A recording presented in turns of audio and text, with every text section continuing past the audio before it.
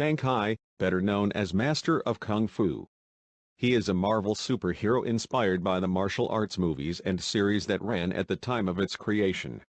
His features and fighting style were based on the two great martial arts stars of the time, Bruce Lee and David Carradine, star of the Kung Fu series.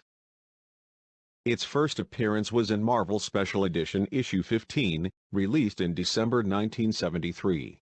It was written by Steve Englehart and illustrated by Jim Starlin, who later created Thanos. This era is called the Bronze Age of comic books. After being well accepted in the market, the publisher changed the name of the Marvel Special Edition magazine to Master of Kung Fu. Shang-Chi was created to be the deadliest weapon of a criminal empire run by his father, the notorious criminal Fu Manchu.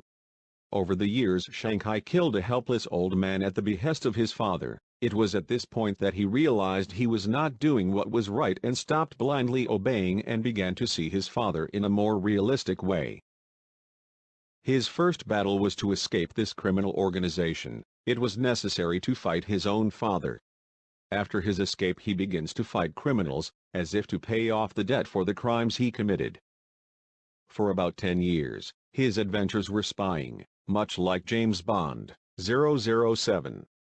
Without superpowers, but with great skill he came to take down opponents that seemed impossible, like Wolverine. In the 1990s, the publisher began to work on its canon better, and reworked the skills of some heroes.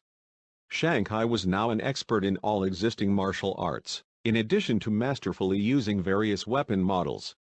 In his new feats, there are some very interesting ones, like him having trained Spider-Man, thus helping the webhead to create his own fighting style in the story path of the Spider.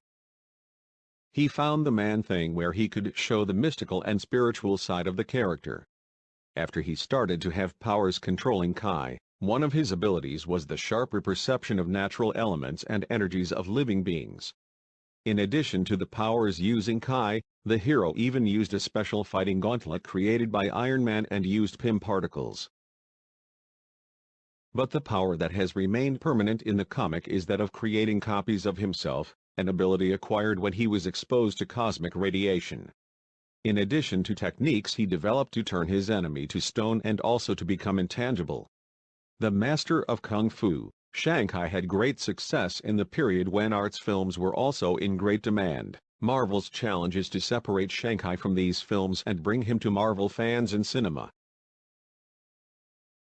Shang-Chi at Marvel Studios. One of the production company's next releases in cinema, the film should have some adaptations that modified the original story of the comic. The villain in the movie will be Mandarin, which should be put to good use by erasing the use of the villain in Iron Man 3. From what has been presented so far, the main character must be the Mandarin's son and will fight to escape his father's criminal organization. But even trying to leave his old life behind, he will find that he will have to fight, use his abilities to be a hero.